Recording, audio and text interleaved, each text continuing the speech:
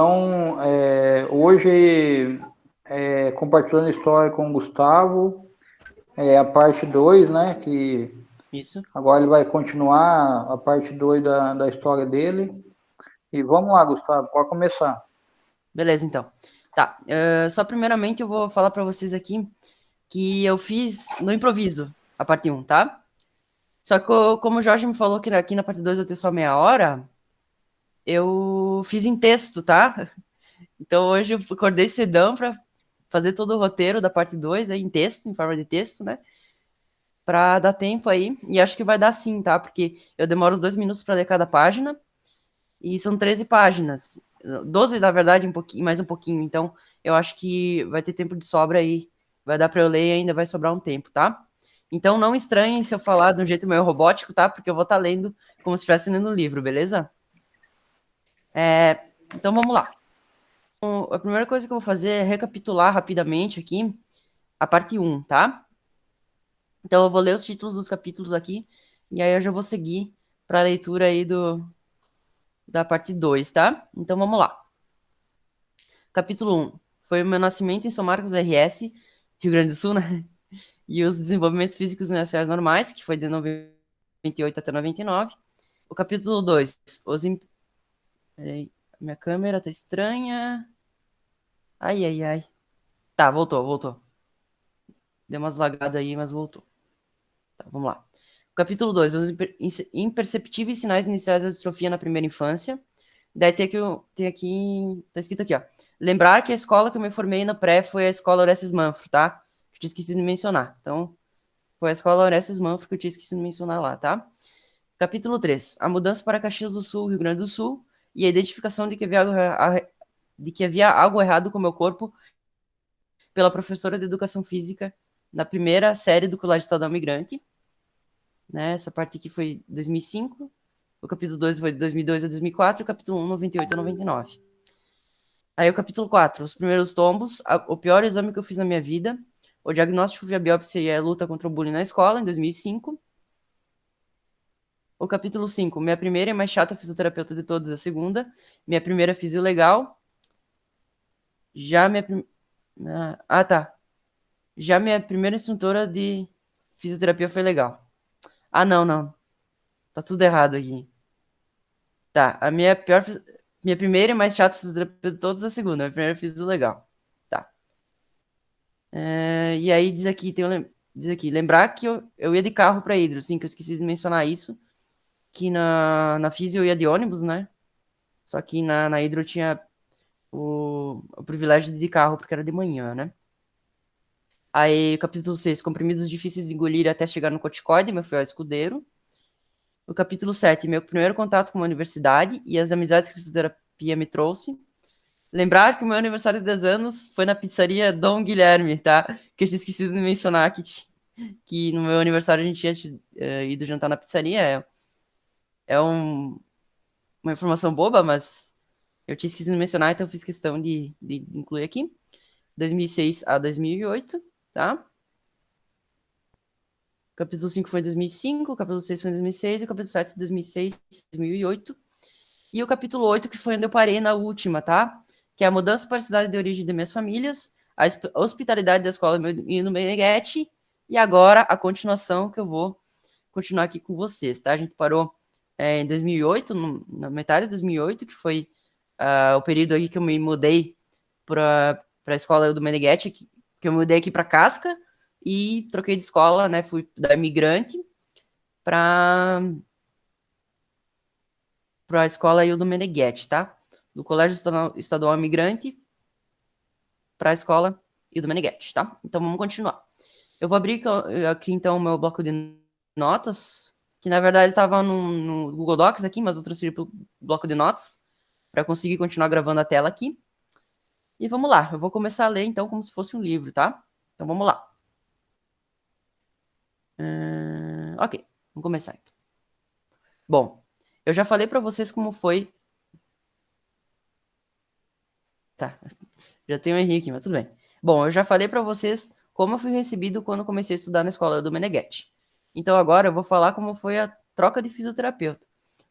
Pois, como vocês bem sabem, Em Caxias do Sul, eu estava fazendo físico com o Vinícius Prezi e hidroterapia com a Evelise, no qual eu ainda não tinha mencionado. Eu só tinha mencionado a Luíse, que foi a minha primeira hidroterapeuta, tá? A Evelise foi a segunda daí.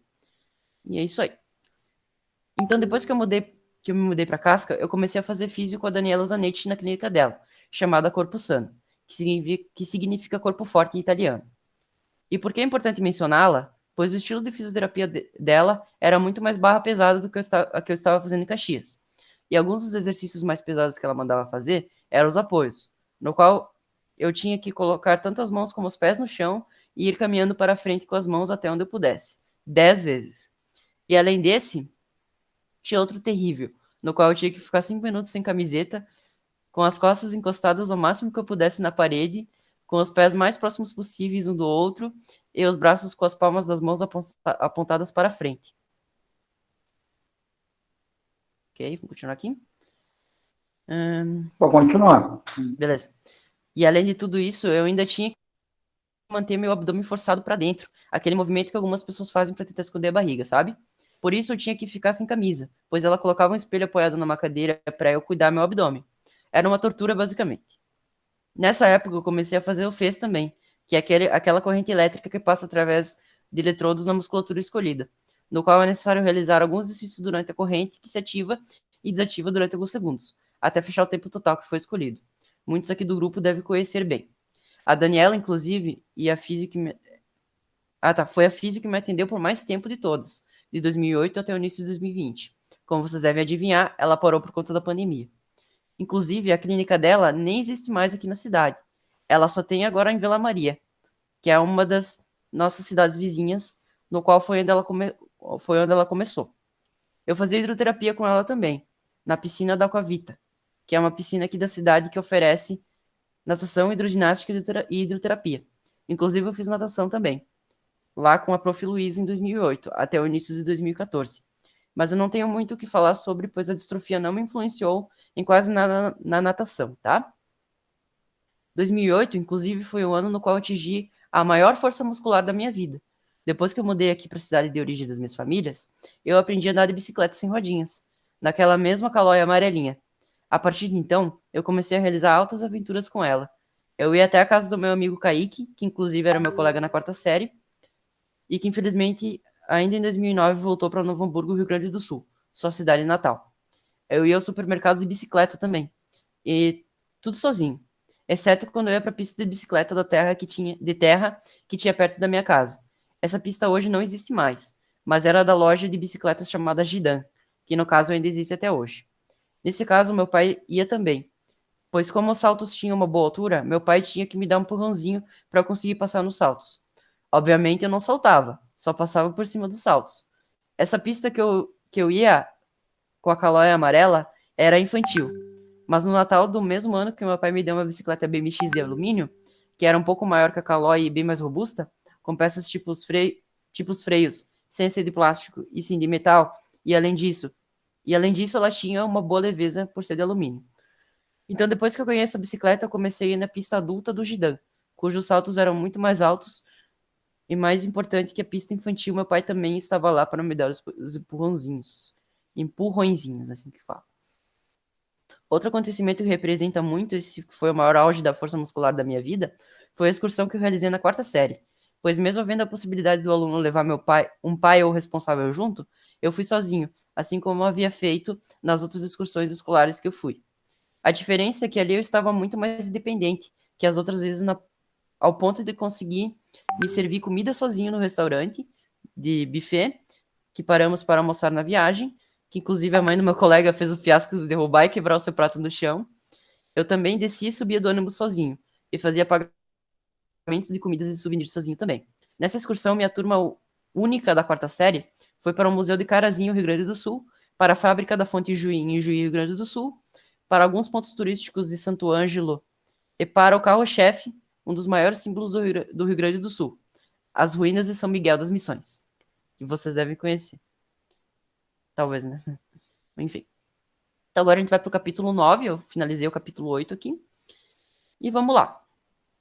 Agora a gente entra em 2009, que inclusive foi o ano que eu conheci a Jéssica, que é a minha convidada aqui, ela não apareceu ainda, mas talvez ela apareça depois aí, tá? Então, vou repetir de novo aqui. Agora a gente entra em 2009, que inclusive foi o ano que eu conheci a Jéssica, na quinta série da escola do Meneghetti. E ela foi minha colega até o terceiro ano do ensino médio. Então, como eu já contei pra vocês, eu comecei a tomar corticoide em 2006 e tomo até hoje. Mas uma coisa que eu ainda não mencionei contando a minha história é que o corticoide pode provocar diversos efeitos colaterais em seus usuários. E um dos mais tradicionais é o inchaço no corpo, devido à retenção de líquido que o medicamento provoca. Então, em 2006 mesmo, meu rosto começou a engordar, até antes da barriga. Acho que é isso. Então, em 2009 eu já estava bem gordo, tanto de rosto como de barriga. Então foi aí que eu voltei a sofrer bullying. Pois embora a distrofia não estivesse mais tão visível, devido tanto ao meu tratamento como ao fato de eu passar a ter me policiado para caminhar no calcanhar, o fato de eu ter me tornado uma pessoa gorda me passou a ser um novo motivo para eu sofrer bullying. Mas dessa vez não apenas das crianças e adolescentes, de dentro da escola, mas também de fora da escola e de um novo grupo de pessoas, os idosos. Exatamente. Eu comecei a sofrer bullying das pessoas de mais idade também. Muitas não perdiam e era algo que me magoava mais e me deixava mais bravo até mesmo de tirar sarro de mim por causa da distrofia. Para vocês terem ideia, por volta de 2011 eu sofri bullying até na fisioterapia, onde o senhor sempre me encheu o saco por causa do meu peso. Portanto, eu tive que trocar o meu horário da fisio para não fazer mais com o velho junto. E o bullying vindo das pessoas mais jovens, que não eram meus colegas, e aí entra a questão de sofrer bullying de pessoas de fora da minha turma, o sarro mais comum que tiravam de mim eram as risadas, aí era tanto por causa da distrofia quanto por eu ser gordo, e também por eu ser baixinho, pois outra coisa é que o corticoide atrapalha no crescimento. Então, nessa época, com 11 anos, eu tinha 1,81 m, uma altura já muito baixa para o padrão dessa idade.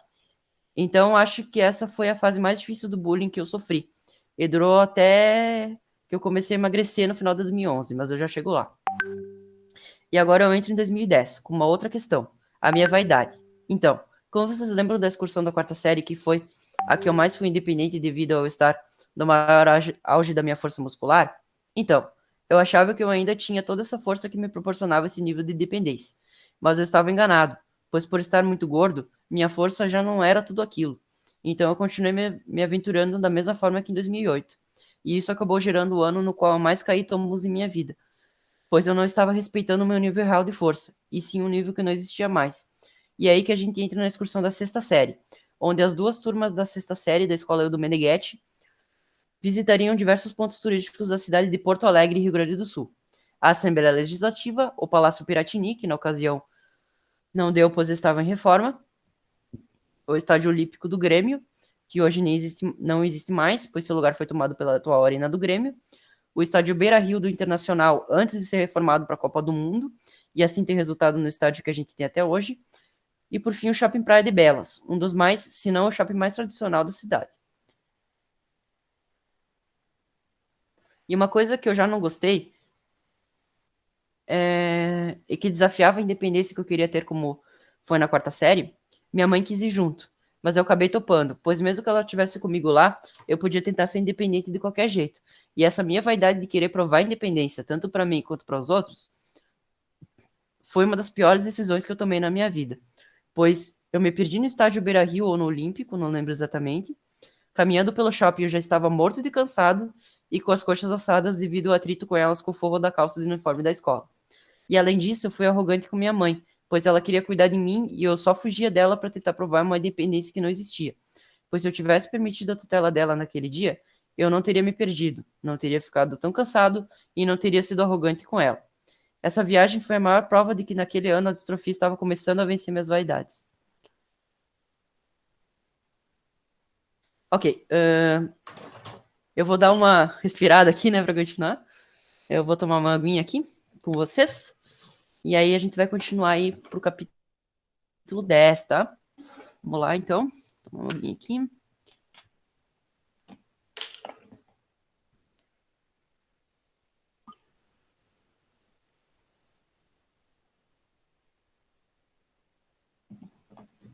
Beleza. Ok. E vamos continuar, então. Só me ajeitar aqui, peraí. Ok. E bora lá. Ok. Vamos lá para o capítulo 10. No ano seguinte, 2011, eu finalmente percebi que estava sendo vaidoso demais no ano passado. Por isso eu resolvi mudar. Parei de me aventurar tanto como estava fazendo desde 2008, passando a me cuidar mais nesse sentido, e na excursão da sétima série, se minha mãe me deixasse ir e consequentemente ela fosse junto, dessa vez eu não iria me separar dela. E outra coisa que eu resolvi melhorar foi na escola, passando a ser mais estudioso e fazendo menos gracinha em sala de aula, como eu havia passado a ser desde a quinta série. Nesse ano também eu comecei a fazer pilates com a Daniela Zanetti. Não sei se é indicado para distrofia, mas ela me dizia que era. Conforme a Daniela ia comprando aparelhos novos de pilates para a clínica, eu ia fazendo os novos. O primeiro que ela comprou foi a cadeira combo, o segundo foi o barrel e o terceiro foi o reformer, que era o que eu mais gostava de fazer. E chegou um ponto que eu estava tão acostumado a fazer pilates que eu sabia de cor os exercícios, a ordem dos exercícios e o peso das molas de cada exercício, pois os aparelhos trabalham bastante com as molas. Basicamente, elas são usadas para aumentar ou diminuir o peso, influenciando assim o nível de dificuldade de cada exercício. Eu lembro que a mola amarela era mais fina e leve, a azul era a mola de nível médio e a verde era a mola mais grossa e pesada. E dependendo do aparelho de pilates, tem a mola vermelha também. Em 2011, eu comecei a fazer plataforma vibratória com uma fisioterapeuta nova para mim, a Karine Zandoná, na mesma clínica Corpo Sano da Daniela, que na verdade era das duas. Elas abriram a clínica juntas no início dos anos 2000. A Karine me deu o hidro no lugar da Daniela também, de 2012 até o início de 2014.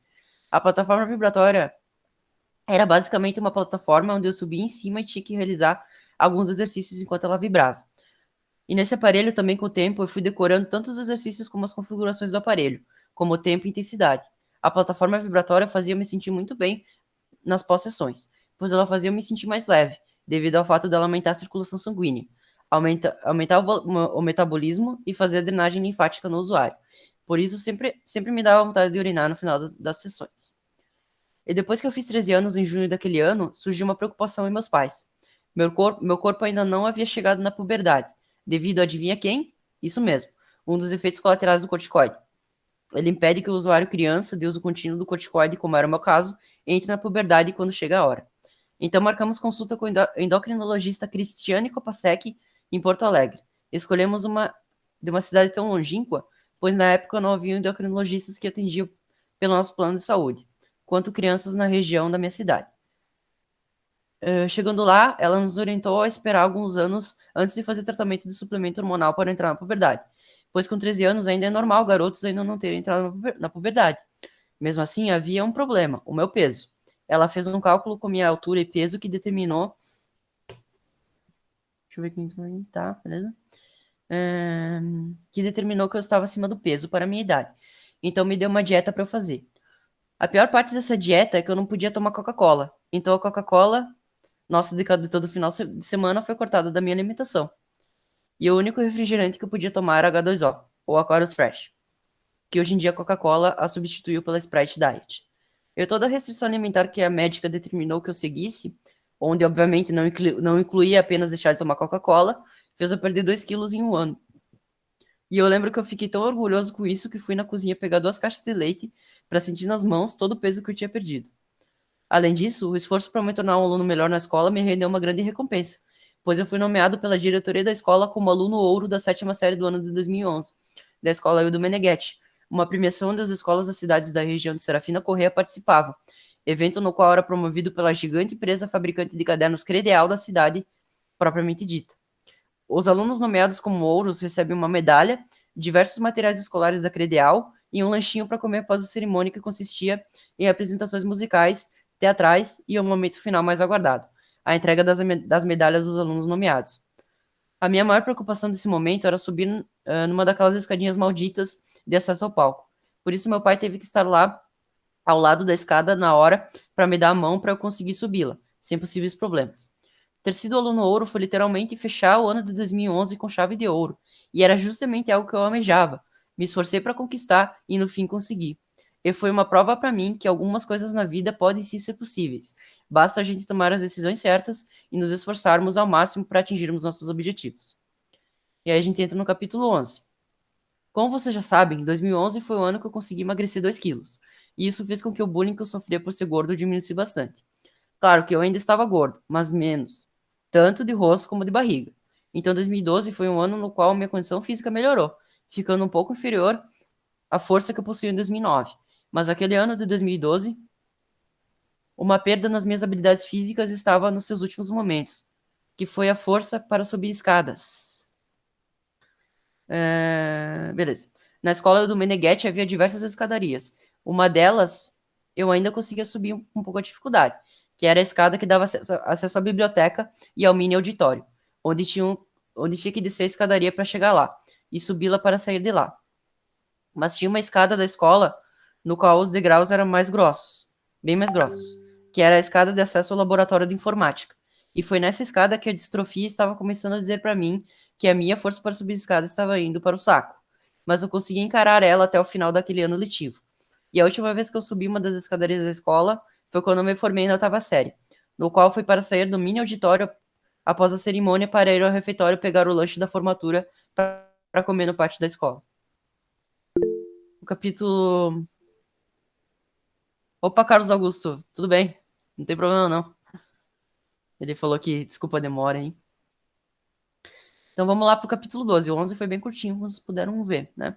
Então vamos lá pro 12. Ok. A escola do Meneghetti era apenas ensino fundamental. Então, depois que me formei, eu tive que ir para outra escola para fazer o ensino médio. E a única escola da minha cidade que oferecia ensino médio, e que inclusive é a única especialidade da escola, foi a escola Professor Wilson Luiz Macarini. E foi a escola que basicamente eu mais desenvolvi traumas. A começar pelo primeiro dia de aula, que foi a primeira vez que eu sofri bullying lá. Mas não foi de alunos da minha turma, e sim de outra.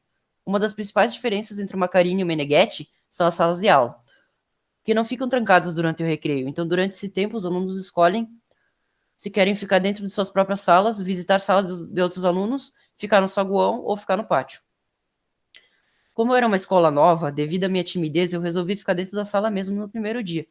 E eu deveria ser o mais tímido da sala, pois fui o único que resolvi ficar lá no primeiro recreio do ensino médio. Até que entrou um grupo de garotos de outra turma na minha sala, que aproveitaram minha presença solitária para fazer bullying comigo. Eles me zoaram tanto que eu nem lembro de tudo que eles falaram. Mas a tiração de sarro maior era com minha altura e minha cara de criança. Pois, como vocês bem sabem, eu ainda não tinha entrado na puberdade nessa época.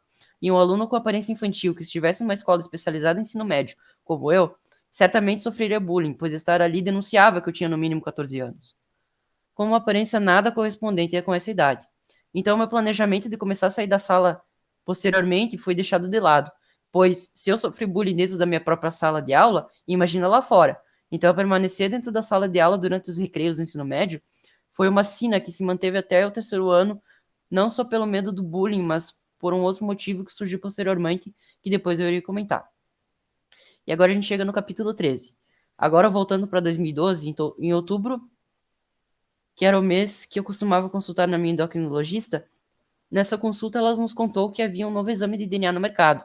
Exame esse que determinaria o número do meu gene mutante exato, o que facilitaria muito saber se um medicamento novo que surgisse poderia ser usado no meu caso.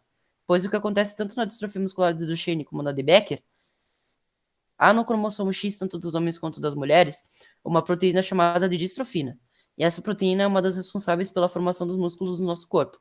E quando um gene dessa proteína desenvolve uma mutação, é desenvolvida a distrofia muscular de Becker ou Duchenne, que é determinado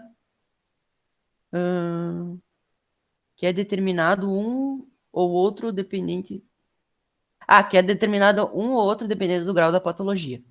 E essa distrofia é extremamente mais comum em homens, pelo simples fato de que nós homens temos apenas um cromossomo X, já as mulheres possuem dois.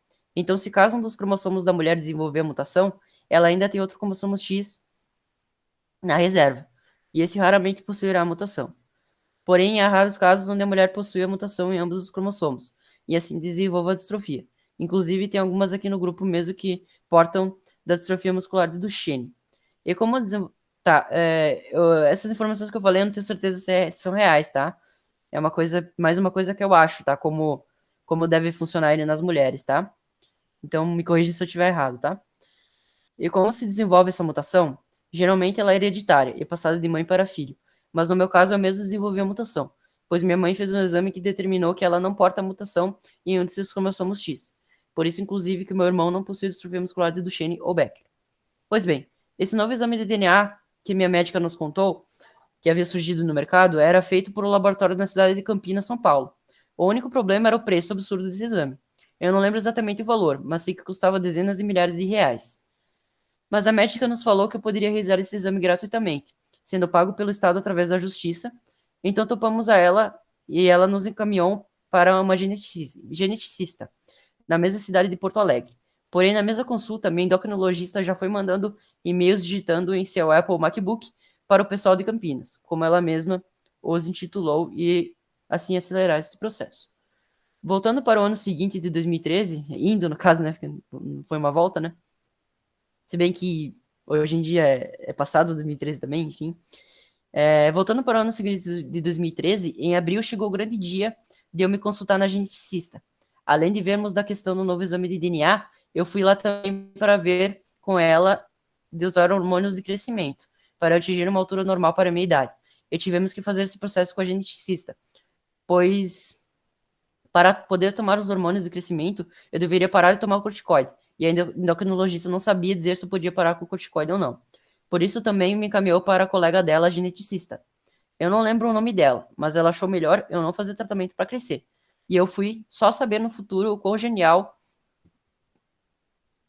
e o quanto essa decisão dela me ajudou. Depois eu conto para vocês o que aconteceu. Mas a cereja do bolo foi algo que eu e minha família não esperávamos. Ou que foi simplesmente a minha primeira esperança de cura da minha distrofia. Um medicamento novo para tratamento de distrofia de Duchenne-Becker, chamado Ataluren, no qual estava prestes a ser liberado para uso no Brasil. Esse medicamento foi o primeiro motivo concreto para eu realizar aquele exame de DNA, pois enquanto o que tínhamos antes era apenas esperança, agora tínhamos um nome, Ataluren. O que ele faria no meu organismo? Ele iria lá para o meu gene mutante e configuraria minhas células a ignorarem o gene mutante e pular para o próximo, assim permitindo que as células percorressem até o final da estrutura da proteína da distrofina, e assim eu tivesse uma distrofina equivalente à de uma pessoa que não possui distrofia muscular de Duchenne ou Becker. Então, em agosto de 2013, eu fiz o exame de sangue no laboratório Manuel Feijó, da minha cidade mesmo, e esse material foi então enviado para Campinas, São Paulo. Sim, a gente conseguiu fazer o exame através do Estado, contratando um advogado em janeiro de 2014. Em janeiro de 2014 chegou o tão esperado resultado. O meu gene mutante da distrofina é o número 39. Porém, o exame não determinou se eu tinha Becker ou Duchenne, pois ainda havia essa dúvida. Minha geneticista acreditava que eu pudesse ou ter uma Becker grave ou uma Duchenne leve, mas tudo bem, pois o mais importante era saber qual era o gene mutante exato. E assim aconteceu. Porém, para nossa tristeza, o Ataluren não poderia ser usado para o meu caso, mas naquele mesmo ano de 2014 aconteceria algo que renovaria nossas esperanças. Mas primeiro eu tenho que voltar para 2013. Vocês lembram que minha endócrina mandou esperar um tempo antes de fazer o tratamento para entrar na puberdade? Pois bem, na consulta com ela de 2013 eu já estava com 15 anos, e nada de entrar na puberdade. Então, como não é mais normal entrar na puberdade com 15 anos, não é mais normal não entrar na puberdade com 15 anos, minha médica finalmente me receitou o tratamento para entrar na puberdade. Eu ia tomar pequenas doses de injeção de testosterona apenas para estimular o meu corpo a iniciar a puberdade. Então, a partir de novembro de 2013, a cada 2 semanas eu ia no Hospital Santa Lúcia aqui de Casca para tomar as injeções de testosterona na bunda, que na verdade não é bem na bunda. E ali na região entre a lombar e a bunda. Então só é necessário abaixar um pouquinho a calça para tomar as injeções. Agora sim, voltando para 2014, vocês lembram do bullying no ensino médio? Então, em uma das raras vezes que eu tive que sair da sala, teve um episódio de 2014 no segundo ano, no qual uma determinada aula ia ser no laboratório de informática. E indo para lá, adivinha? Tinha os babacas no corredor que ficaram rindo de mim. Então, realmente, havia sim um perigo de eu sofrer bullying ao sair da sala. Então, apesar dos pesares, a sala de aula com certeza foi um abrigo para mim contra o bullying. E se eu tivesse me aventurado mais a sair da sala, a coisa teria sido mais feia. Eu teria sofrido bem mais bullying durante todo o período do ensino médio. E agora eu vou falar do novo motivo que surgiu para eu raramente sair da sala, que foi minha condição física que estava ficando cada vez pior. Então, o que aconteceu? Depois que eu tomei todas as injeções de testosterona até o verão de 2014, como era de se esperar, elas funcionaram. Eu entrei na puberdade e aconteceram algumas coisas interessantes com o meu corpo. A primeira delas foi que eu cresci. Antes de tomar as injeções, eu tinha 1,39 m de altura. Depois de eu ter entrado na puberdade, eu cheguei em 1,50 m, que é inclusive a altura que eu tenho até hoje. E outra coisa tão interessante quanto que aconteceu foi que eu emagreci muito também. Não se sabe exatamente quantos quilos eu perdi, pois como além de eu ter emagrecido, eu cresci, eu fiquei mais pesado devido ao crescimento também. Então eu teria que fazer um cálculo maluco para descobrir quanto peso descobrir quanto peso eu efetivamente perdi. Mas o crescimento mais o emagrecimento, com o crescimento mais o emagrecimento, eu fiquei com exatos 50 quilos. Para vocês terem uma ideia de quanto eu emagreci, minha endocrinologista chorou quando ela me atendeu na consulta de 2014. E o que mais impressionou ela foi que eu perdi tanta gordura que até fiquei mais expressivo. Ela falou que meu rosto desenvolveu um shape, pois realmente eu tinha tanta gordura no rosto que eu ficava sem expressão, sabe? Parecia que eu fazia a mesma cara independente da minha emoção no momento. Minha fisioterapeuta Daniela, que durante esse período ficou afastada por causa de sua gravidez, também ficou muito impressionada com a minha transformação, ao ponto de fazer um escândalo diante de diversas pessoas em volta quando ela me viu na sala de espera esperando para ser atendido por ela. Porém, muita coisa que é boa tem seu lado ruim, pois o que aconteceu? Como eu fiquei 11 centímetros mais alto, a força dos meus músculos ficou muito menos equivalente à minha altura. Então eu comecei a não aguentar mais o meu próprio peso. E é aqui que entra um novo motivo para evitar de sair da sala de aula da escola, pois além da força para subir escadas que a essa altura já não existia mais, por isso não subia as escadarias da escola desde 2013, eu comecei a ter dificuldade de levantar de assentos também. E se o piso do lugar que eu estivesse fosse liso, pior ainda, pois nesses casos os meus pés escorregavam pelo chão na hora que eu fizesse o movimento de levantar. Então isso virou um pavor, porque eu ficava muito tenso em qualquer situação no qual fosse necessário levantar, principalmente na escola, pois o piso era liso, então acontecia isso dos meus pés escorregarem. Para vocês terem uma ideia, eu tinha que colar fitas antiderrapantes improvisadas debaixo dos meus tênis, e muitas vezes mesmo assim escorregava, devido à sujeira de pó de giz que tomava todo o piso da sala de aula. Então essa foi a época mais difícil da minha vida, com relação à distrofia. Então foi um ano que eu caí pra caramba na escola, na rua, etc. E isso foi péssimo para mim psicologicamente, pois eu ficava com muita vergonha quando aconteciam esses acidentes. Por isso que eu achei genial o fato da minha geneticista não ter mandado fazer um tratamento hormonal para crescer, pois olha o que aconteceu com o meu corpo. Mas claro, que eu sei que foi muito importante entrar na puberdade, pois não dá para ser criança para sempre. Isso gera diversos problemas de saúde, e eu também, logicamente, não queria ser criança para sempre, né? Enfim, no final de 2014 chegou aquela nova esperança após eu descobrir que o Atalurin não poderia ser usado por mim, que foi quando eu fui para o Hospital de Clínicas de Porto Alegre, fazer um exame para eles terem meu DNA no banco de dados deles. Para assim que sair qualquer novidade de tratamento via medicamento para distrofia, eu pudesse usufruir o quanto antes. Foi um dia muito difícil para mim, pois eu tive que caminhar muito naquele hospital enorme de Porto Alegre, para eu chegar até a área onde eu fosse consultado por um médico e assim pudesse realizar o exame. Mas valeu a pena, pois ter o meu DNA cadastrado no banco de dados deles foi muito importante. Isso que eu falei do banco de dados é que se caso surja um novo medicamento, eles vão me informar o quanto antes, tá? E isso serve até para hoje em dia. Se surgir uma coisa hoje em dia, eles podem me ligar, tá? Se eles não perderem o meu banco de dados lá, mas acho que não, né? Seria muita responsabilidade, né? Mas enfim. Agora a gente entra no capítulo 14.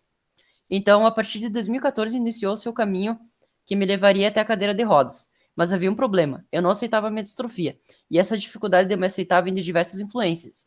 E a mais intensa seria o bullying que eu sofri. Por isso eu mencionei tanto anteriormente, pois eu sofri desse mal praticamente a minha jornada escolar inteira, do ensino fundamental ao ensino médio.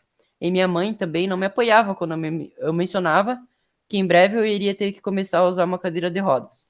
Então existia tanto uma influência traumática quanto uma influência de inseguranças da minha própria família, o que me fazia ter muita dificuldade de aceitar a distrofia ao ponto de me permitir usar a cadeira de rodas. Então, nossa, como eu tô torto aqui, né? Porque eu tenho que me entortar pra ver aqui o texto. Deixa eu botar aqui mais no meio pra não fazer isso. Aí. Onde eu tava? Onde eu tava? Tá. Então existia tanto uma influência traumática quanto uma influência de seguranças da minha própria família, o que me fazia ter muita dificuldade de aceitar a distrofia, ao ponto de me permitir usar a cadeira de rodas.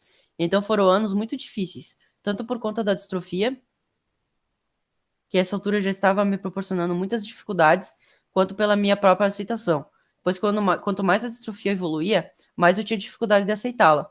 Eu pensava que se eu sofria bullying sendo andante, ou seja, sem a distrofia ser muito aparente, ok? Se a distrofia ser muito aparente... Ah, tá aqui. Imagina se eu me tornasse cadeirante, o que claramente significava que eu possuía uma deficiência física. Agora a gente entra no capítulo 15. Ainda em 2014, na minha consulta com minha geneticista, a Michelle falou boa noite. E aí, Michelle, boa noite. Ainda em 2014, na minha consulta com minha geneticista, ela mandou fazer alguns exames respiratórios, no qual eu jamais havia feito antes, como a polissonografia, mais conhecida como exame do sono, no qual eu... Boa noite, Tânia, beleza? No qual eu fui monitorado por um aparelho durante toda uma noite de sono. Ela também mandou eu fazer o temido teste de caminhada, que consistia em eu ter que caminhar sem parar durante 5 minutos, através do corredor. Eu ainda não mencionei para vocês, mas justamente com a dificuldade de levantar, além da dificuldade de levantar, eu comecei a ter muita dificuldade para caminhar também. Por isso, o tal de teste de caminhada era tão temido para mim, pois além de eu correr o risco de sofrer um acidente por cair no meio do exame, existia uma possibilidade muito grande de eu acabar falhando no exame por cansar antes dos 5 minutos. Então eu treinei muito para fazer esse exame, caminhando de tênis pela minha casa. Pois como eu iria fazer o exame de tênis, e como era mais difícil caminhar de tênis do que sem tênis, eu fiz os treinos em casa de calçado mesmo. E o interessante é que esses treinos chegaram até a melhorar o meu desempenho de caminhada, pois quando eu treinava nos corredores vazios da escola, esperando meu pai me buscar depois da aula, eu fiquei impressionado em como caminhar havia se tornado uma tarefa mais fácil em tão pouco tempo.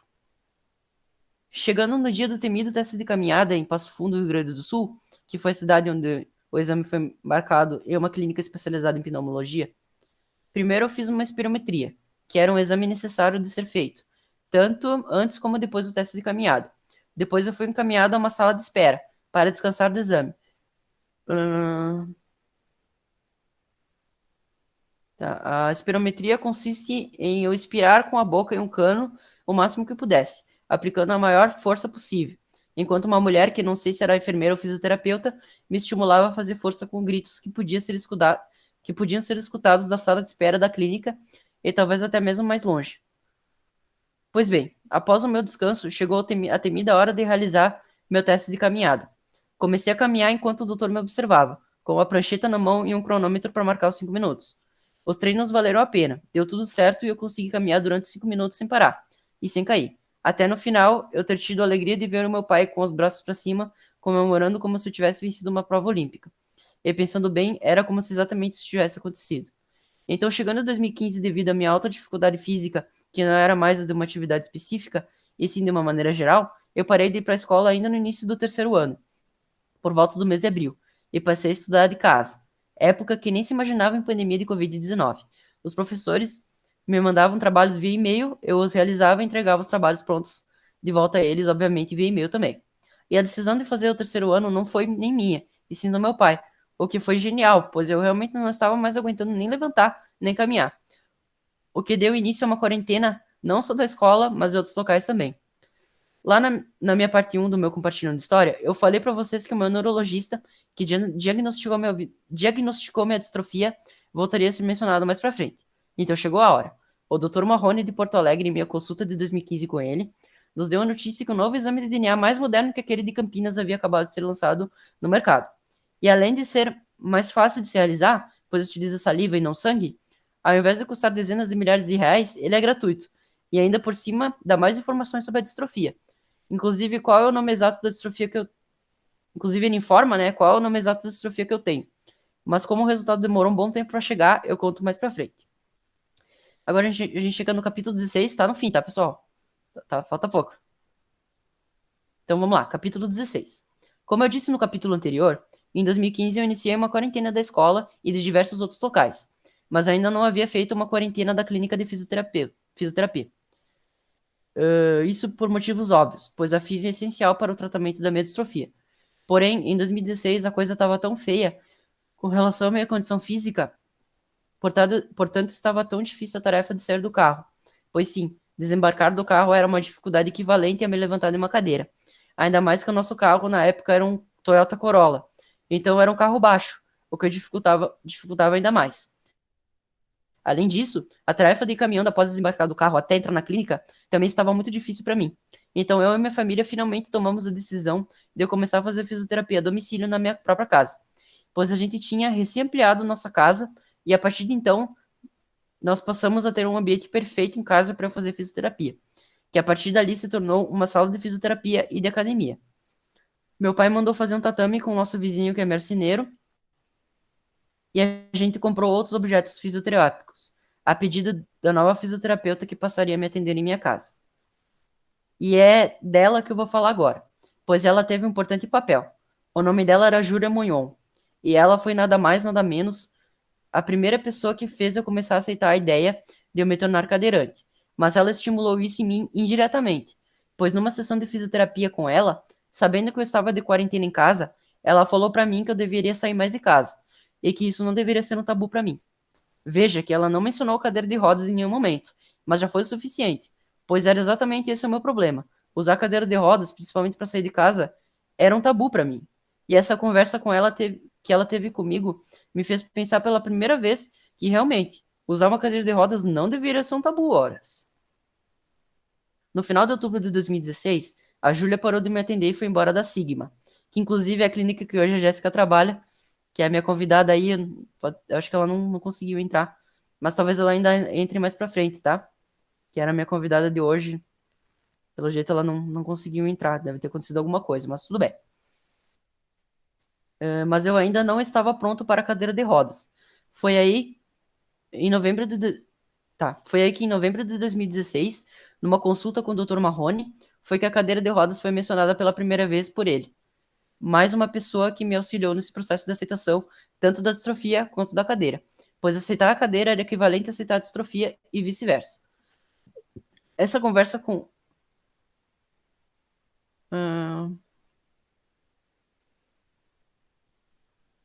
Essa conversa com ele ocorreu pois no mês anterior, minha prima Daisy Zordan havia se formado em psicologia, e eu não pude comparecer à formatura dela por causa da minha quarentena.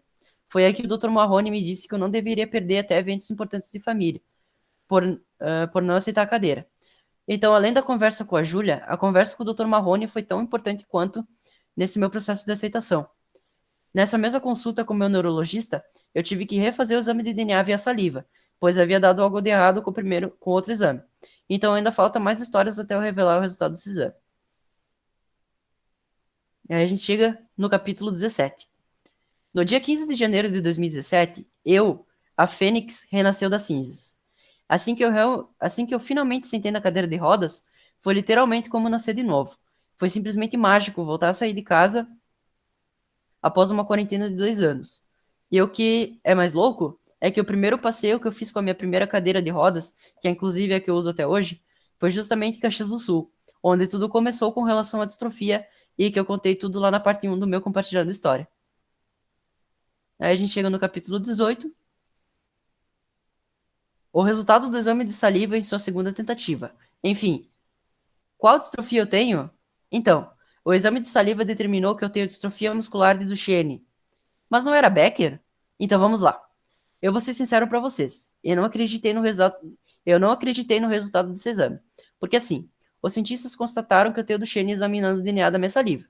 Ok. Mas eles viram meu DNA, não a minha pessoa, o meu corpo. E a maioria dos portadores do Duchenne que eu conheço pararam de caminhar muito antes de mim. A maioria antes dos 10 anos de idade.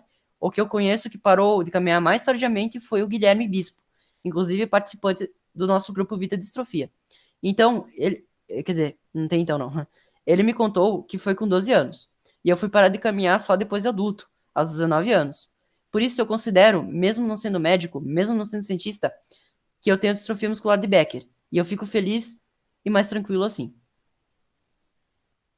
E como eu acabei de falar para vocês, eu parei de caminhar aos 19 anos. Mas eu não tinha começado a usar cadeira de rodas. Mas eu não tinha... Tem um ruído aí. Não sei quem vai. Você acha?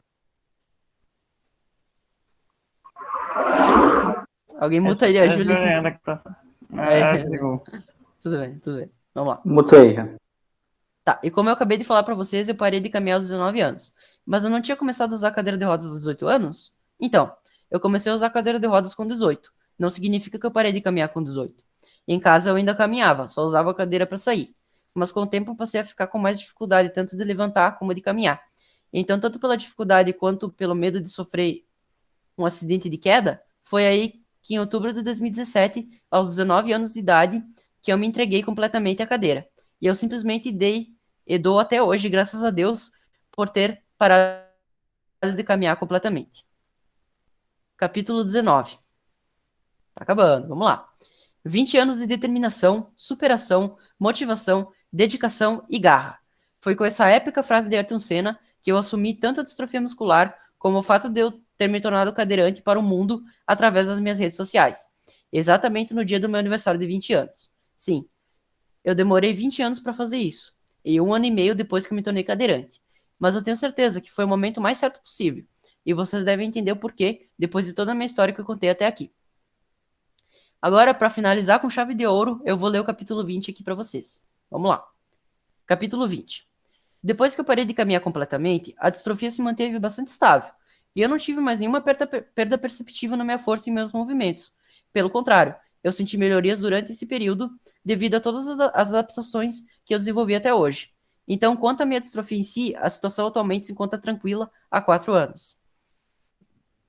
Continuo fazendo meu tratamento, tomando um comprimido de 30 mg por dia de deflazacort, que é o corticoide, fazendo fisioterapia 2 vezes por semana e hidroterapia durante o verão. Atualmente eu estou sendo atendido pela fisioterapeuta número 19, que é a Roberta Miranda. Inclusive, um abraço para ela aí. Mas a minha vida ainda não está totalmente tranquila. A minha vida profissional e social ainda está longe de estar como eu gostaria. Então ainda tem muita luta aí pela frente. No quesito trabalho, felizmente eu nunca sofri por ter uma deficiência. Mas hoje em dia, meu maior desafio, ironicamente, não é a distrofia, e sim as pessoas. Socialmente, eu sofri e ainda sofro preconceito, discriminação, exclusão, não aceitação e rejeição das pessoas. E antes da minha próxima fala, é bom deixar claro que nem todo mundo tem essas fobias por mim, tá? Então, esses quase 5 anos de cadeira me ensinaram que se eu quero mudar isso, eu tenho que começar por mim, e depois as pessoas farão a parte delas. O que eu quero dizer com isso? Que eu não devo fazer amizade com as pessoas via métodos comuns e tradicionais. Eu tenho que ter um plano que seja genial, de modo que as pessoas se aproximem de mim, mas não por mim, e sim por uma causa maior e pelas outras pessoas que estarão presentes nessa mesma causa. E a convivência física que essas pessoas vão acabar tendo comigo vai fazê-las me conhecerem o suficiente para assim eliminar qualquer fobia que elas tinham por mim. Por isso, desde abril de 2021, eu venho desenvolvendo um projeto de recreação e inclusão social que, se der certo, poderá ajudar não apenas eu, mas outras pessoas que também sofrem de exclusão social. Esse projeto vai ser colocado em prática para valer ainda esse ano. Tá demorando por conta da pandemia, então tem que ir com calma. Então agora que eu fiz a segunda dose da vacina, em outubro ou novembro já vai dar para pôr a ideia em prática. E eu espero que dê tudo certo. É claro que por ser minoria, infelizmente eu nunca vou conseguir acabar totalmente com o preconceito que eu sofro. Pense que existem classes sociais que não são minoria e ainda assim sofrem preconceito. Então os humanos ainda precisam de muitos anos de evolução para acabar com esse problema extremamente lamentável. E é isso aí. Essa foi a minha história de superação resumida, desde o meu nascimento até os dias de hoje. Agora eu vou deixar vocês à vontade, caso vocês queiram fazer comentários e perguntas. Opa, Gustavo, E aí? lembro, eu também, cara, assim, parei de andar cedo, né, que eu tenho do Shane, também, e queria, assim, eu também sofri muito bullying, e isso também foi, eu acho que foi por isso que eu demorei tanto a aceitar, porque eu tenho distrofia, e Exatamente. queria saber, assim, como é que tu, qual é a tua estratégia, assim, na época que tu sofria, tu disse que sofreu até o ensino médio, né, qual é a tua estratégia, assim, que tu se livrava do bullying, ou eu tinha amigo que te ajudava, tal, que ficava contigo, como era? Então, eu já mencionei várias vezes na minha história, né, que eu sempre procurava fazer coisas para não sofrer bullying. Tipo, lá na época de Caxias, que eu estudava no colégio imigrante lá, eu, por exemplo, eu ficava na minha, procurava ficar na minha e procurava não demonstrar o menos possível a distrofia para as pessoas, né? E mesmo fazendo isso, eu acabava sofrendo bullying, né? E você vê ele no ensino médio, eu ficava escondido na sala pra não sofrer também e tudo mais, né? Só que assim, eu não tinha nenhum amigo pra me ajudar, assim. Algumas vezes eu acabei sendo salvo por alguém, sabe? Teve uma vez que um valentão tentou me. Ele ia me bater, o valentão, né? Mas foi porque eu provoquei ele, né? Foi erro meu, né? Porque o nome dele, o apelido dele era Bolacha e eu chamei ele de Biscoito. E aí veio um amigo. Na verdade, não era, ele era amigo do meu primo, na verdade, né? Então a gente acabava sendo amigo também. E ele era grandão também, né? Daí ele foi lá e impediu o Bolacha de me atacar. É, É, mas eu não tive um eu. amigo assim, eu tive pessoas que me salvaram de bullying, mas eu não tinha um amigo fixo assim que me ajudava, não. Tinha que me virar sozinho. Eu já passei por o que tu passou, mas no ensino médio, porque meu colégio já tinha uma política, né, teoricamente, inclusão, né, aí eu não sofri tanto, mas quando foi passar para o ensino médio, aí foi pior, pela questão também, um pouco dessa timidez que eu tenho também, Uhum. aí já é aquela coisa, né, tu sabe como é que a pessoa começa a te zoar porque tu não fala nada, tu fica lá, então, assim, E nunca às vezes a partiram pessoa, para agressão. e às vezes a pessoa não sabe que tu tem uma deficiência, né? Depois É que eu me tornei verdade. cadeirante, eu vi que as pessoas me respeitam muito, sabe? No sentido de não me zoar, sabe? E, cara, eu falei que eu ainda sofro certas fobias das pessoas, mas mesmo assim não Eu, aconteceu é, mais de bullying depois que eu virei cadeirante, né? mas eu sinto assim que em questão de relacionamento também. Eu fiquei com mais dificuldade, até adulto mesmo, então. E eu acho que não mais tanto. Eu acho que na escola não foi pelo fato tanto de ser deficiente também, outros Uhum. fatores também, né? Sabe que bullying não é só pela deficiência, por outros motivos também, claro, né? Que o pessoal meio que faz porque acha que a gente é incapaz de fazer algo, né? Aí complica, mas É. que bom que você superou aí, tá aí para Uhum. contar a história. Isso aí. Também. Ô, Gustavo, e a Ah, relação de você com tua família, teus pais, aham. tua família? Como que é? Como que a tua família aceitou de Sofia?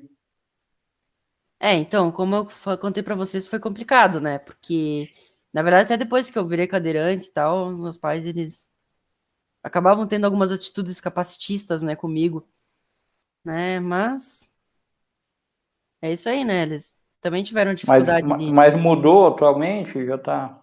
Hoje em dia tá melhor, com certeza. Só que eles ainda têm certas atitudes capacitistas comigo, sim. E eles são bastante sobreprotetores também, até hoje.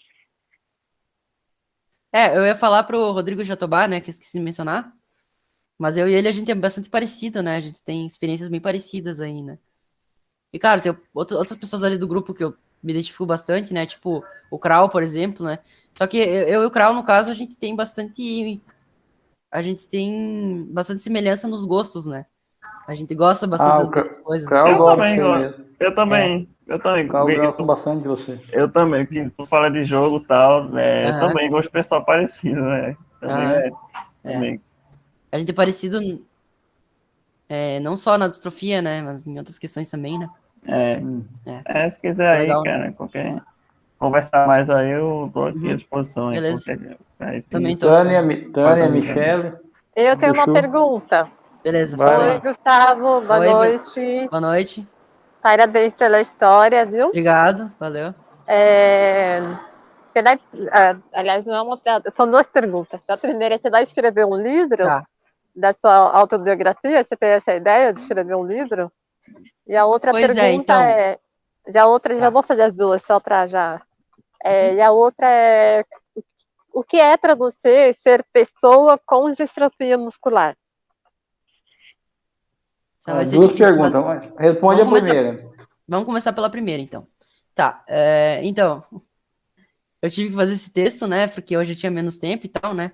Tem o pessoal que chegou depois, daí não. Acho que não entendeu muito bem, né? Quando chegou e veio lendo o texto, né? Só que eu tive que fazer assim dessa vez, porque eu tinha menos tempo, né? Então, eu não tinha outra escolha. Eu não ia conseguir de jeito nenhum contar a parte 2 em meia hora. Então, eu já eu já estava escrevendo livros antes. Eu não vou. Durante a pandemia ali, eu estava escrevendo 2 livros. Só que eu acabei parando no meio do caminho aí. Então, sim, faz sentido essa ideia de escrever um livro, né? E eu acho que, respondendo a tua outra pergunta, deixa eu ler aqui, eu tenho uma colinha aqui, que vai responder exatamente a pergunta que você fez aí, tá? Deixa eu achar aqui. É, Vamos ver.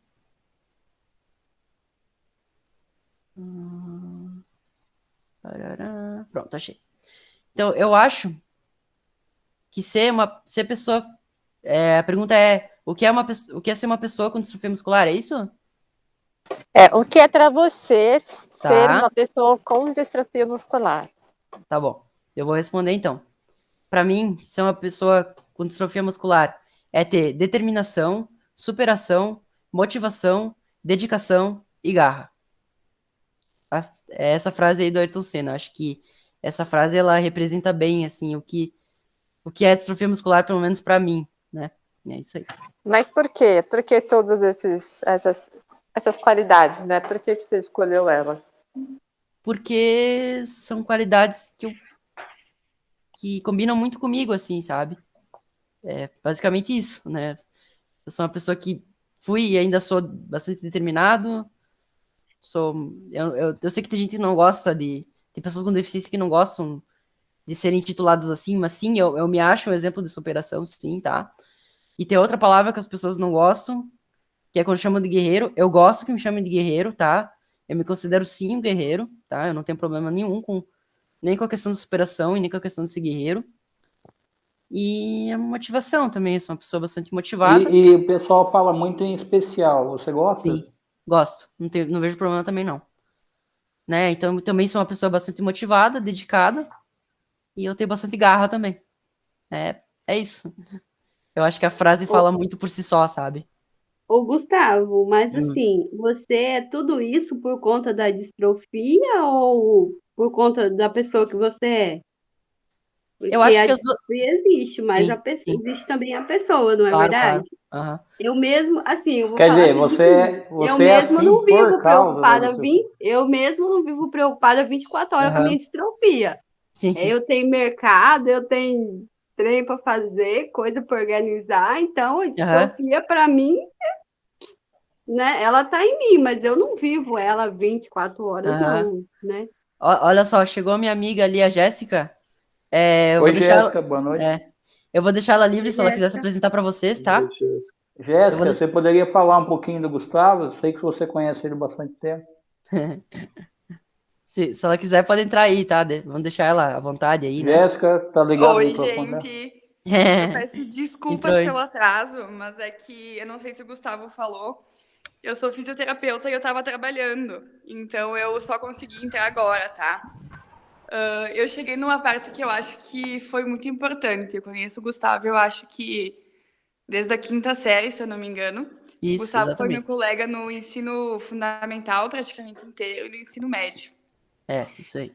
E uma coisa que ele falou, que vocês pediram, né? Se ele é realmente assim. Cara, o Guto é muito assim.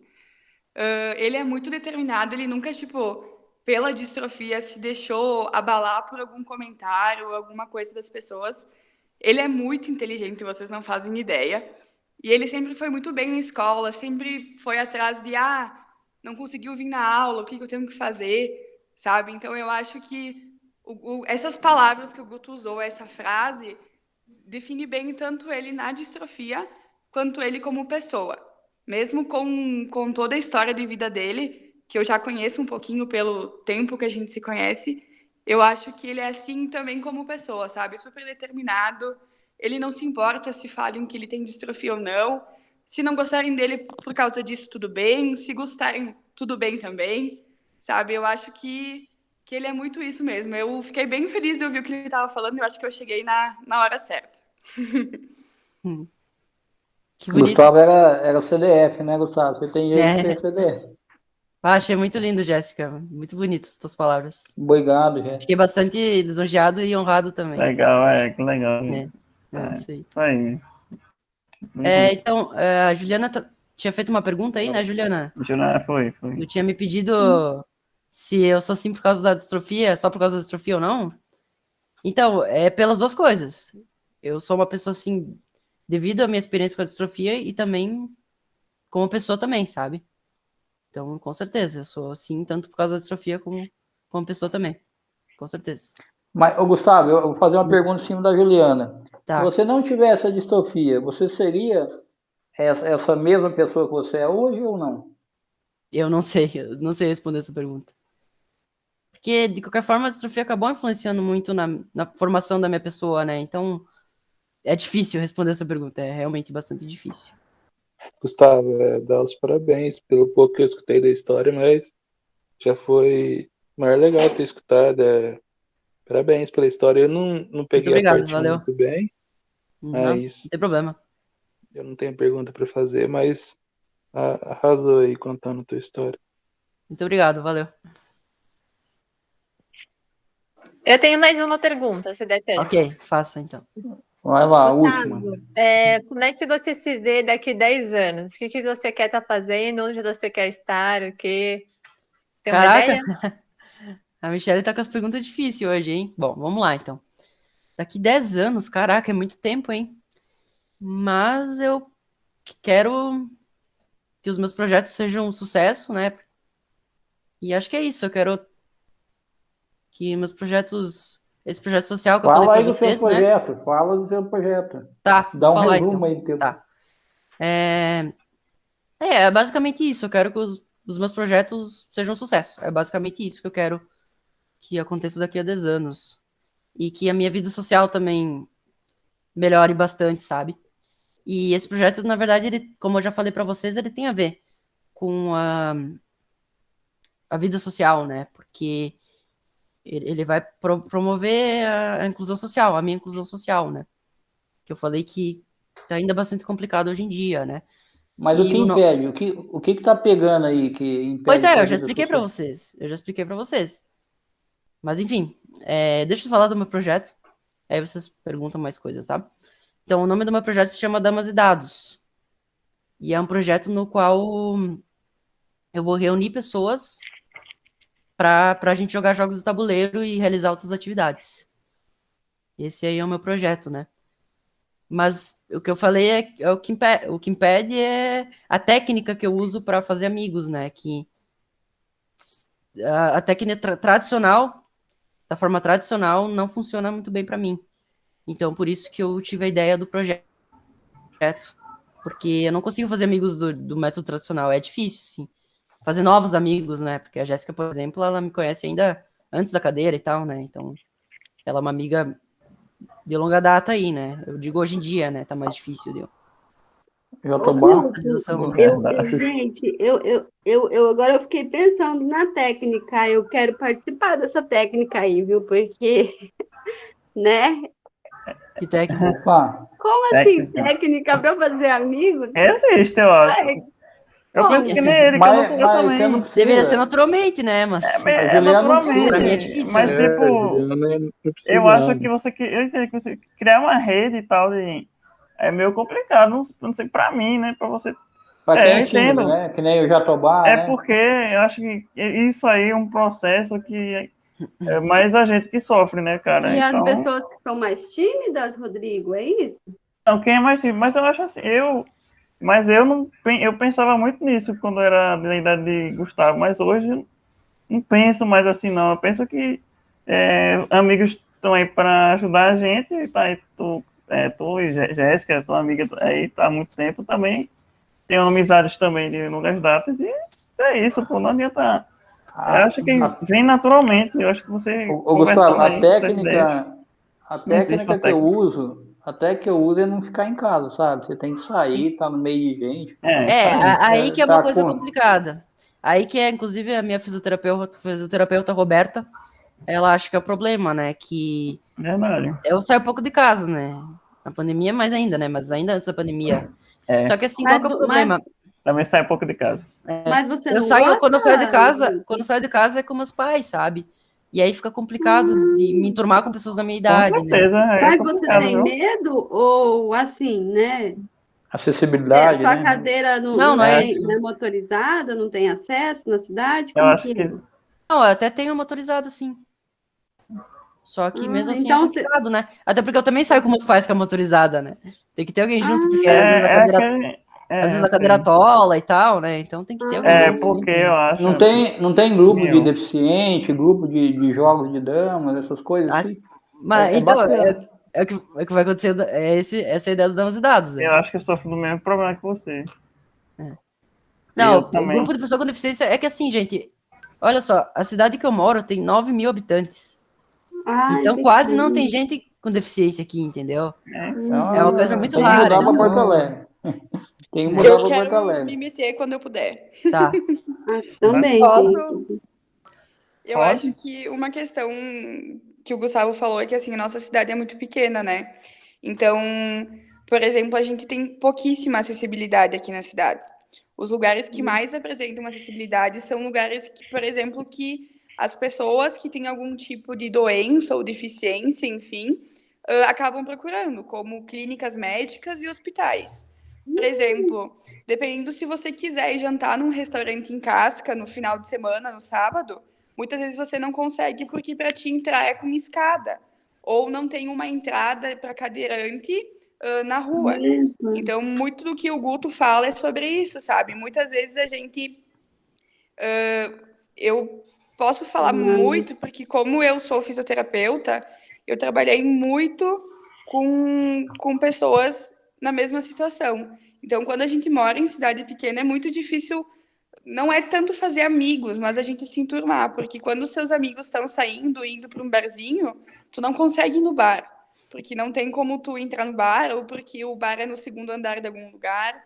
Então, quando a gente mora em cidade pequena, tem muito disso, sabe? E esse projeto que o Guto tá falando do Damas e Dados é uma coisa que eu achei, assim, muito legal. Porque o Gustavo, ele sempre gostou de mexer com vídeo, com internet, enfim, todos os trabalhos que a gente tinha para fazer, projeto, maquete, que envolvia alguma coisa. Nessa parte eu falo, assim, de internet, o Guto era o primeiro que falava, assim, bah, vamos fazer isso, sabe? Ele gosta muito. Eu não sei se vocês sabem também, eu já vou fazer uma fofoca, o Gustavo tem uma loja, não sei se deve ter ainda, que ele Ainda tem, vende sim. canecas, que ele vende algumas coisas Ele falou pra gente personalizadas, já. né? Sim, eu já vi Então, Ele isso. comentou. são coisas que ele gosta muito. Então, eu acho que para o Gustavo é muito mais fácil ele fazer amigos por esse mundo virtual, eu digo, que não tem esse empecilho que é a acessibilidade que a gente tem aqui, né? Porque no virtual a gente não tem empecilho nenhum, né? Isso. Mas aqui, Ou por mudar exemplo, de na cidade. nossa cidade, no físico, a gente tem muitos problemas, né?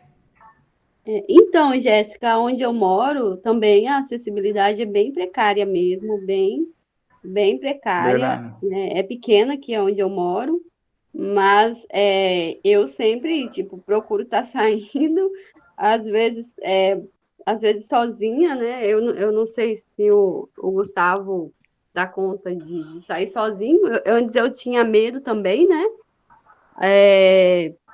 Eu tenho 40 anos, antes eu também tinha um pouco de medo, um pouco de receio, mas hoje em dia, por que eu tinha medo? Porque eu não tinha acesso à cadeira motorizada, né? Agora que eu tenho, eu saio para a rua, vou ao mercado, volto e vou para lá e vou para cá. Às vezes o lugar Vai que eu pros vou não tem botecos. acesso, as pessoas me ajudam, vou em lanchonete, eu peço assim, se a pessoa está do lado, eu vejo uma calçada muito alta, eu falo, você pode me ajudar aqui?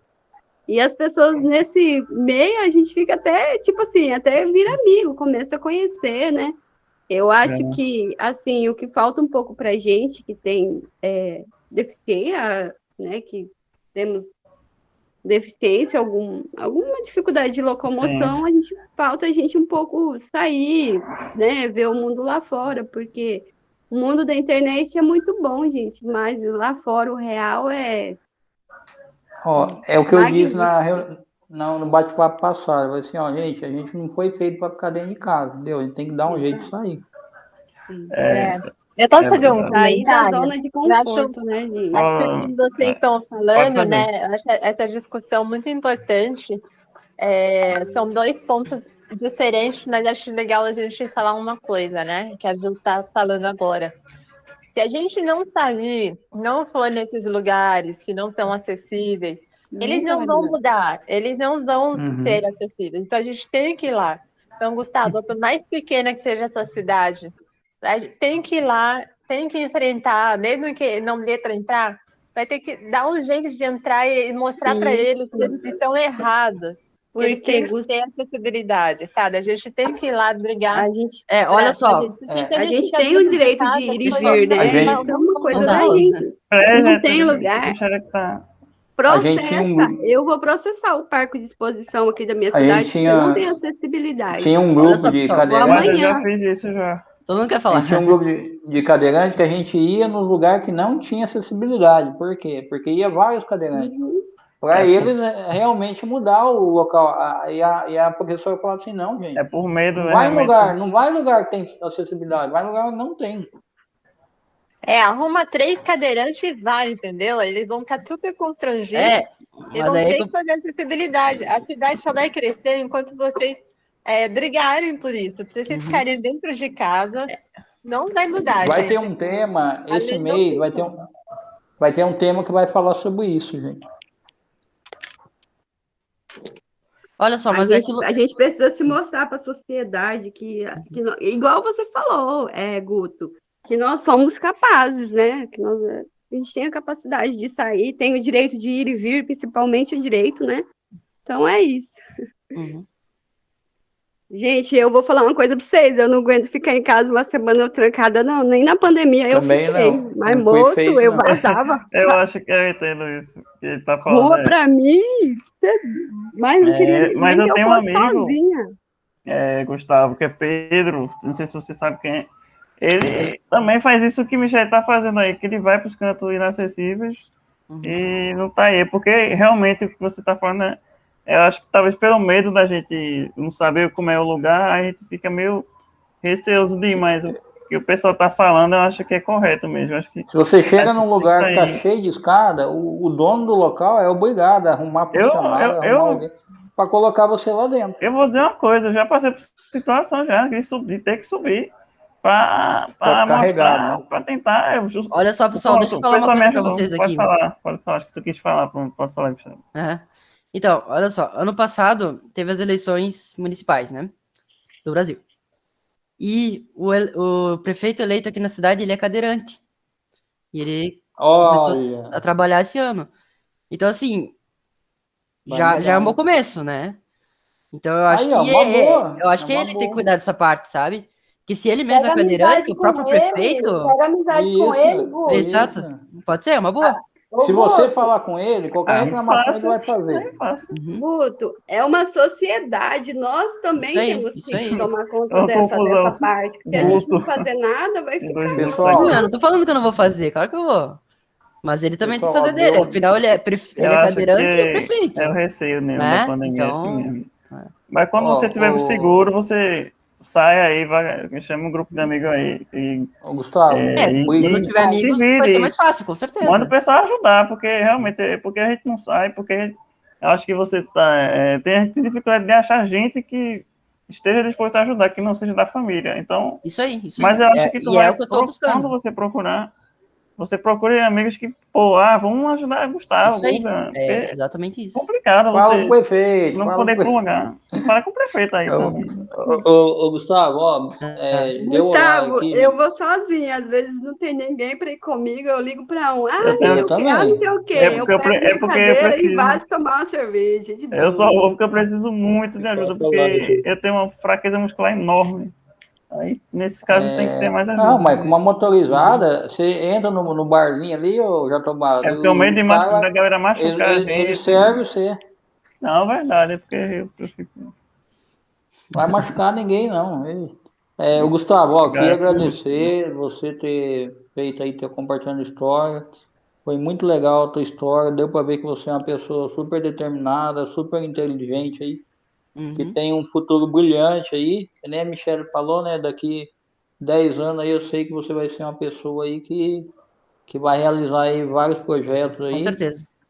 E a gente dá a maior força aí pra você e obrigado por você ter vindo, viu? Valeu, eu que agradeço pela oportunidade que vocês me deram aí para eu contar minha história, foi bem legal. Foi um momento muito importante aí, né? Eu acho que foi muito importante eu contar minha história, porque eu nunca tinha contado a minha história para ninguém antes, minha história completa, assim, com relação à distrofia, e agora é pegar a gravação, eu também tenho a gravação, o Jorge tem a dele, e editar, botar Isso. foto, botar Vai pro vídeo YouTube. e divulgar para todo mundo, Gustavo. para Isso, todo vai, mundo vai pro conhecer a minha história. YouTube, aquele lá, daqui 10 anos, 20 anos a gente vai escutar, vai dar risada, vai ter outras É pessoas isso que aí, vão é isso aí. ver. A gente já dá hoje em Verdade. dia, né? Tá. Porque tem muita coisa que já é bem antiga e já tá bastante no passado aí, a gente já superou e O intuito a do gente só dá canal é risada. isso, né? A gente só dá A risada. gente fazer um acervo ali de depoimento para quem está descobrindo a deficiência, no começo vai assistir e já vai ter ali saber mais ou menos como agir, né? Como fazer as coisas. Tem vários vídeos aí mostrando. Mais cedo o Jorge tinha me perguntado de uma pergunta e ainda não tinha me vindo nada na cabeça. Mas daí entrou a Jéssica e o Gustavo tava conversando tudo. Eu tive a ideia de fazer uma pergunta mais pra Jéssica e já Fala, imaginando a resposta também. Fala então, fala. Jéssica, Gustavo, ele transparece ser muito esforçado, não é? Como assim? Então, esforçado. Esforçado, Jéssica. assim, como Vocês com querem o saber se seu o Gustavo é tratamento, essas esforçado, coisas. isso? Ah, tá. Sim, ele é muito esforçado em tudo, assim. Por isso que eu falo. Eu lembro Dá pra imaginar. de uma cena do Gustavo que foi muito legal, mas que ao mesmo tempo foi muito desesperador para todo mundo. A gente estudava na escola Eu do Meneghetti e a gente não tinha ginásio na escola, né? Então a gente sempre tinha que se deslocar para longe. E aí a gente ganhou um ginásio perto da escola. E é o primeiro dia de educação física que a gente foi, a gente chegou no ginásio e o ginásio tem umas arquibancadas enormes, assim, não tem nenhum acesso que não seja pelas escadas. Verdade. Hoje em dia até tem. Mas na nossa época, no caso, não tinha. E a gente chegou lá e todo mundo pensou, e agora? Como que o Guto vai descer as escadas? Né? E aí a gente pediu para ajudar ele e ele falou assim, não, vocês não precisam me ajudar. Eu vou descer devagar, aos pouquinhos eu vou descendo. E ele realmente desceu todos os degraus, que eram, assim, muito grandes, sozinho. Ele não precisou da ajuda de ninguém. Ele entrou, na educação física, nessa época já, o Guto ficava um pouco mais limitado. Mas mesmo assim, ele ia em todas as aulas, ele parou, desceu as escadas todas, foi lá para a quadra com a gente, fez o que precisava fazer. E na hora de subir, a gente queria ajudar ele a subir, ele não deixou. Ele falou, não, eu vou. Se eu desci, eu vou subir. Então, eu acho que esse é um momento do Gustavo que eu acho que, assim, serve de exemplo, assim. Ele podia ter apenas falado, não, vocês vão me ajudar, alguém me pega de um lado, outro me pega do outro. Nessa época, o Guto ainda não usava cadeira, né? E a gente podia ter ajudado ele a descer as escadas e depois a subir. E ele desceu e subiu sozinho. Então, eu acho que desde lá, naquela época, onde a gente estava na 6ª, na 7ª série, onde ele era muito novo ainda, né? A gente não estava com 23 anos, então a gente não tinha também muita noção. Ele foi muito determinado em falar assim, não, eu não preciso que ninguém me ajude, eu vou fazer isso sozinho, e ele fez, sabe? Então eu acho que sim, ele sempre foi muito determinado, sempre buscou fazer as coisas, nunca deixou que as pessoas fizessem por ele, sabe? Mas não foi para mostrar assim, eu consigo fazer sozinho, mas foi para as pessoas saberem que mesmo com alguma limitação, ele conseguia ser uma pessoa independente. Esse... Bacana. Legal. Caraca, Jéssica, tu refrescou minha memória, hein? Porque eu não me lembrava mais disso, mas agora que tu me contou, eu lembrei, realmente. Na primeira vez, pelo menos, eu desci e subi, eu lembrei agora. Só que depois não dava pra fazer isso toda vez, né? Então a prof. Luísa, que inclusive ela era prof. De natação e de educação física também, né? Na escola. E eu lembro que comecei a entrar por baixo depois, lembra? Sim, aí eles abriram uma porta que tinha umas grades, enfim. Mas as primeiras vezes foi bem dessa forma. E eu lembro até hoje, assim, exatamente. a cena da gente comentando, Legal. enfim. Uhum. A Jéssica falou um negócio muito, gente, muito importante, porque você vê como que quando a gente é determinado, né, que nem esforçado igual o Gustavo, que as pessoas reparam, né, e marca marca na cabeça das pessoas, né? Uhum. E continuando, né, a Prof. Luísa, ela tinha um Fiat Uno Bordeaux, era a cor, e às vezes ela me levava até lá na porta mesmo, eu entrava no carro dela na frente da escola lá, e ela me levava de carona até a porta do ginásio, né, a porta, mas sem a porta do ginásio no qual eu não precisava passar pela escada, né, que era já no térreo lá, né. Que o Pessoal, ginásio boa era... noite, vou ter que sair, tá bom? Beijão pra Também, vocês. pessoal, Parabéns, boa Boa noite. noite. Grande abraço aí, Obrigado. Valeu. Guto, e aí, muito boa essa história. Olha, tem muito. Parabéns. Obrigada por compartilhar. Valeu. Boa Também noite, vou Cará. sair. Boa noite. Até mais, Gustavo. Jorge, Até mais. Parabéns, Boa Ju. noite. Pela conquista. Obrigado. Valeu. Que você conquiste Tchau, muito mais. gente. Até mais. Tchau. Tchau.